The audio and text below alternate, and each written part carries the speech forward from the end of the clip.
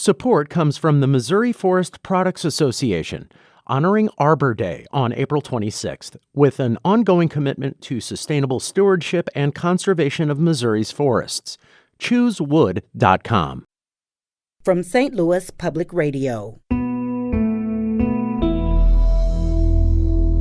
This is St. Louis on the Air. He's signaling to a majority here. He's signaling to people in power who've long had power. You know, as a constitutional matter, we might have some outer limit questions with the religion test clause in both the federal and Missouri constitutions, but political actors generally have more leeway to say things like this. So when President Biden says, I'm only going to nominate a black woman to the Supreme Court, that kind of statement in other contexts would be more scrutinized. I think this is really unfortunate and divisive politically, but I don't see much of a legal argument here. I can't think of a single government position that requires a particular faith allegiance. We even have government chaplains, but those are not faith-specific. I'm Sarah Fensky.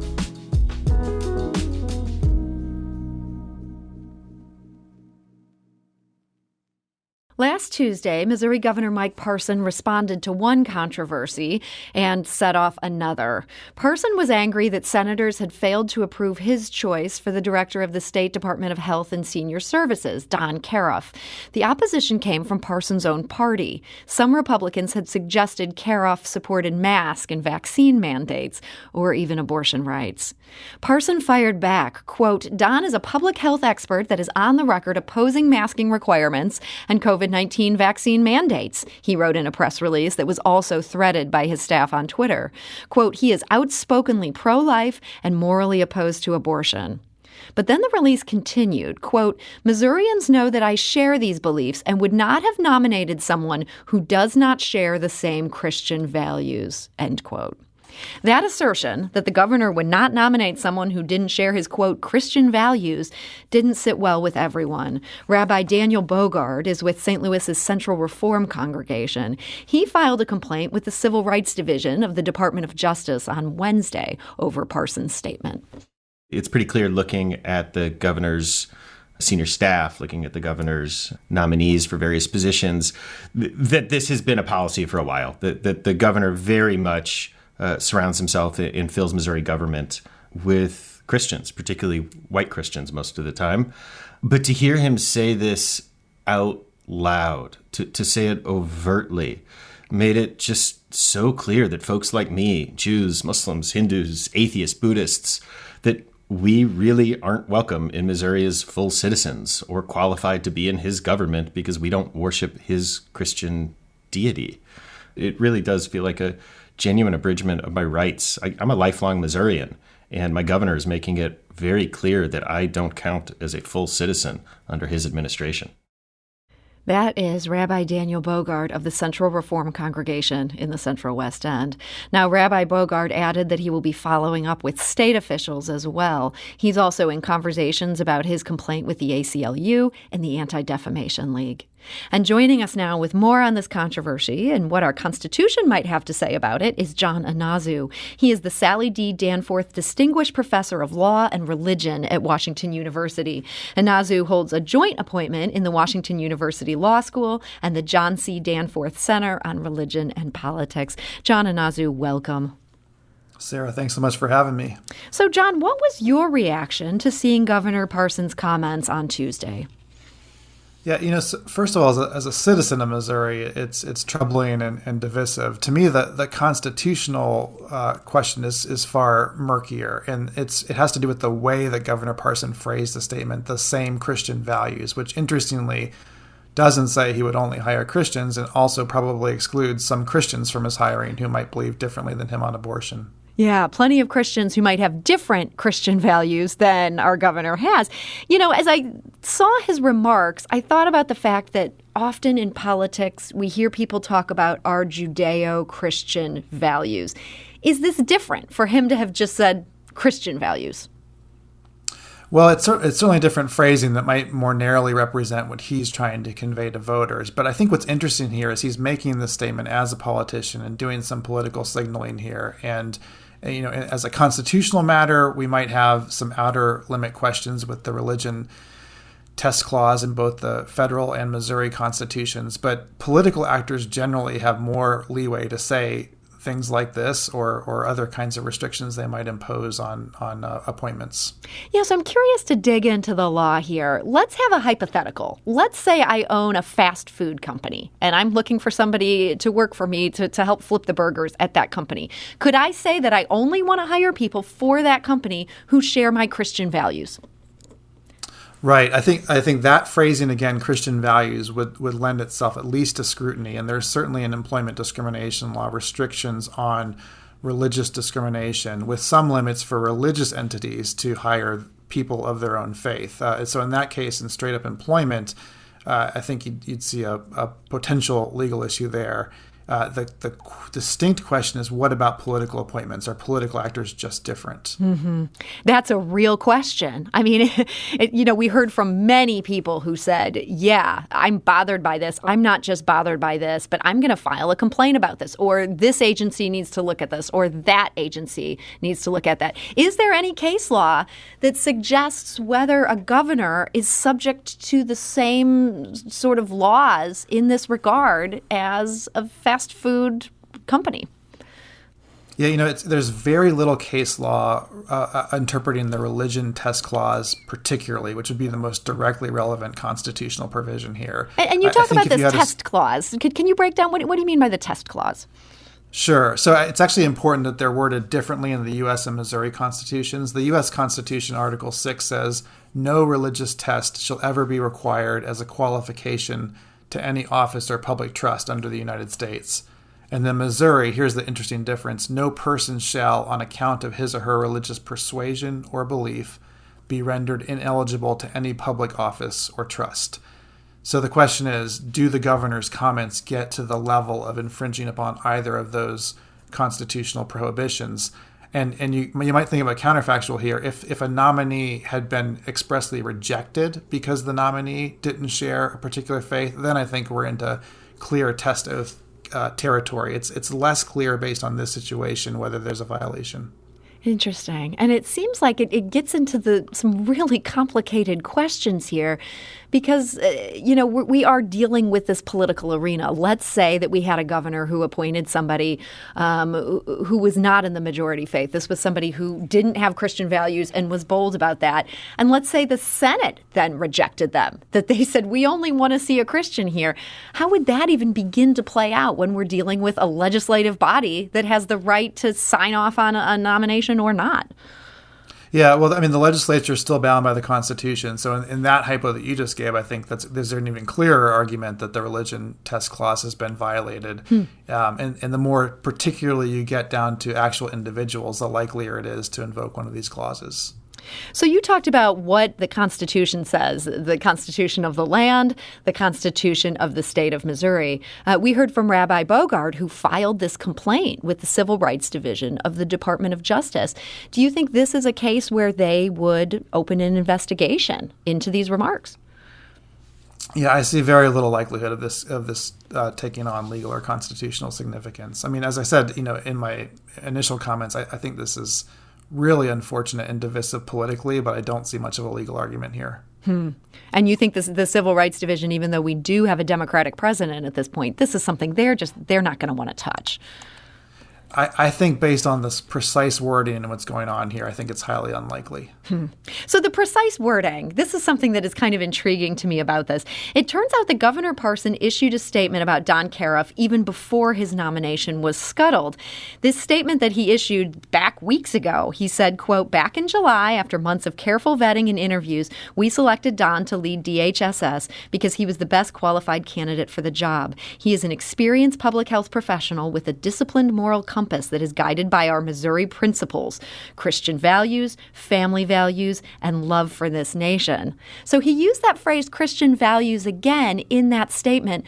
No one batted an eyelash at that. Do you think that's just because of how it was put to use in these two very different sentences?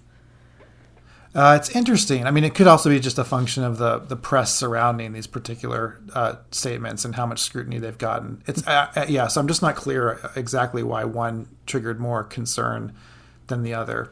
It's also interesting to note, though, with respect to political appointments, politicians are able to make these kinds of statements on all kinds of areas that would otherwise be prohibited. So when President Biden says, I'm only going to nominate a black woman to the Supreme Court, that kind of statement in other contexts would be more scrutinized. Now, there is the religion test clause that makes religious statements uniquely intriguing and perhaps controversial, but there are other examples of this happening by politicians. So again, if I'm owning the burger company that I own and I say, you know what, I want more diversity on this staff, I'm only going to hire a black woman for this job. That's something that as a private employer, I probably can't come right out and say like that. Right. Yeah, I'm not an expert on employment discrimination, but that certainly sounds like you'd be risking some problems there. And yet, as you're saying, a political actor, they have different freedoms here. Joe Biden can say that. And maybe what you're saying here is as much as you don't love it, Mike Parson can say what he said. I think he can say it. As a matter of citizenship, though, what worries me about Governor Parson's statement is he's signaling to a majority here. He's signaling to people in power who've long had power, and that signals differently to those who aren't part of the majority. As Rabbi Bogard mentioned, it makes him feel much less of a full citizen, and I can understand why he would be saying that. So we did hear from a number of people who had thoughts about the governor's remarks. That includes a lot of people on Facebook. If you want to join our St. Louis on the Air Facebook group, there's a brisk conversation going on there. Just search for St. Louis on the Air on Facebook. You can answer a few questions and join that conversation. We also got a voicemail from a local Muslim man. This is Umar, and he shared his thoughts. There is no religious test for office in the United States of America. This once again points to Missouri being a culturally and politically backward state. We're a state with, if you look at the St. Louis and Kansas City metros, a large Jewish, Muslim, Hindu, Buddhist, agnostics, atheists, etc. They're not only Christians in the state of Missouri. And this is a clear statement of discrimination in employment for Governor Parson. And also Rabbi Daniel Bogard, he's the rabbi who spoke to our producer Emily Woodbury yesterday. He said he sees the governor's comments as indicative of a bigger issue here. I grew up really believing in a vision of America that was a liberal, secular public square where everyone was welcome, no matter their faith background, no matter their ethnic background, their racial background, their religious background, that we could all meet as co-equals.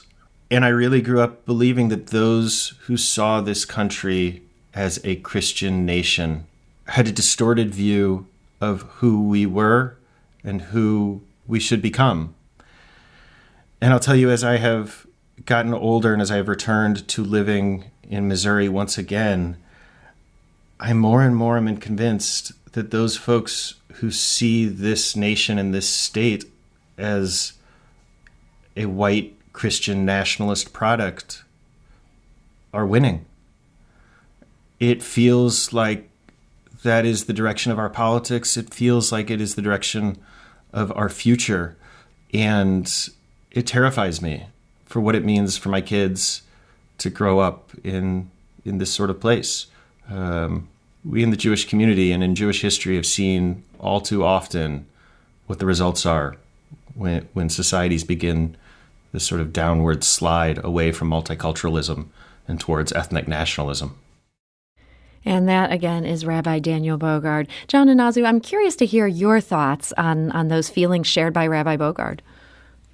Yeah, I think what I heard in his comments was just the felt reality of being part of a minority within a political majority, and how important it is for all of us to be aware of these dynamics. And it's probably worth flagging for all of the listeners here that the reason we have these religion test clauses in the first place is that the framers of the Constitution were reacting to the Church of England that had these tests for political office, for military service, for academic leadership, and right from the beginning of our country, we decided that's not a good thing, and we don't want to prevent people from having political and other leadership because of their religious beliefs.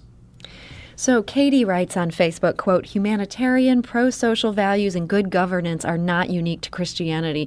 Parson is definitely speaking in code for something else. Mary writes on Facebook, quote, I laugh at the governor's comments. I'm a Christian. I can't say that I share Governor Parson's values, nor does he represent mine. As a civic-minded, devoted follower of Jesus, I do not consider a person's religion part of the requirement for public service. I think the people who are the most qualified with good character should be appointed. His comments reveal how out of touch he is. It's never good when our leaders are seeing through such a narrow lens. John, is that something that resonates with you, her comments there? Well, I like the last part of that comment especially because it points to the fact that because of the Establishment Clause, which we haven't yet talked about, I can't think of a single government position that requires a particular faith allegiance. We even have government chaplains, but those are not faith-specific in the job description. So I can't see any reason why anyone would say we have to have a particular religious prerequisite for a government position. And you say this goes back to the Establishment Clause, the idea that the government can't just say, hey, we want a Christian chaplain to serve this particular job. They don't do that. They can't do that.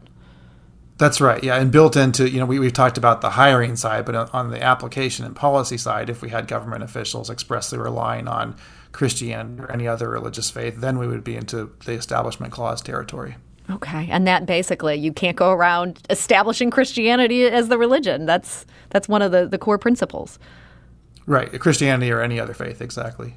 So the bigger picture here is kind of interesting. Governor Parson was trying to defend Don Cariff because he was perceived as too liberal for Missouri. Governor Parson had, again, this long statement that was kind of angry. Here's a quote from it. I've been a conservative Republican my entire life, and contrary to what some senators believe, tarnishing a man's character by feeding misinformation, repeating lies, and disgracing 35 years of public health experience is not what it means to be conservative. So Parson kind of coming after his own party on that. Rabbi Daniel Bogard spoke to our producer. He noted the irony of realizing that he was on the same side as Governor Parson when it comes to the controversy in the Senate involving their failure to approve Don Cariff.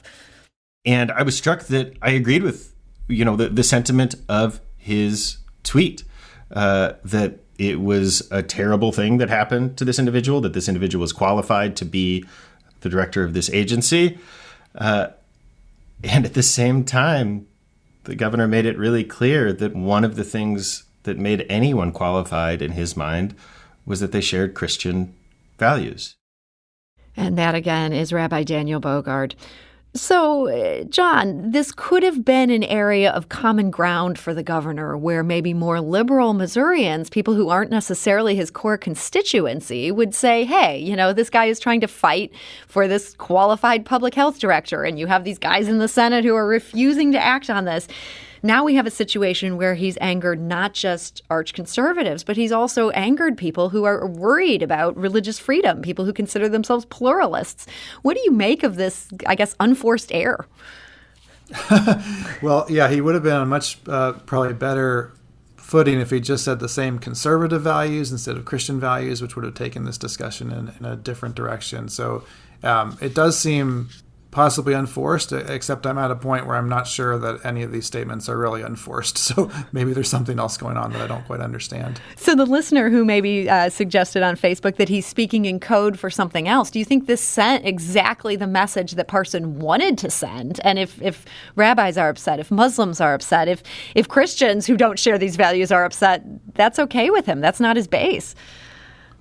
Well, right. I mean, or another way to say this is if the most conservative Christians are most angry at the governor on this particular issue, then signaling to them with a phrase like the same Christian values could be an attempt to appease the most conservative Christians in the state.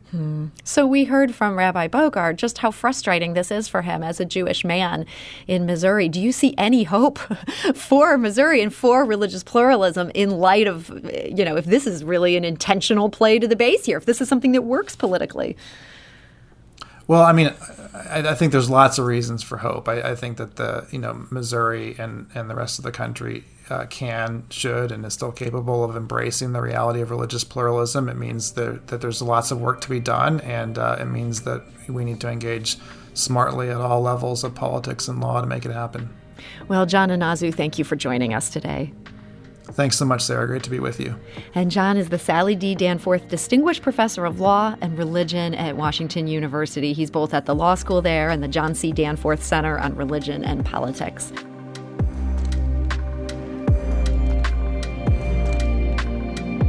This episode was produced by Sarah Fensky and Emily Woodbury, with audio engineering and podcast design by Aaron Dorr. Our executive producer is Alex Hoyer.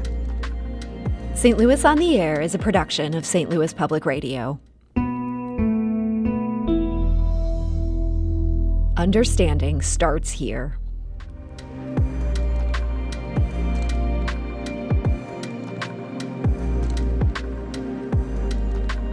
Do you find yourself regularly listening to episodes of St. Louis on the Air? Suggest us to a friend you think might enjoy our conversations. And leave us a review and rating on Apple Podcasts on the App Store. It's the simplest way to help people discover our show. Thanks. St. Louis Public Radio is a member-supported service of the University of Missouri, St. Louis.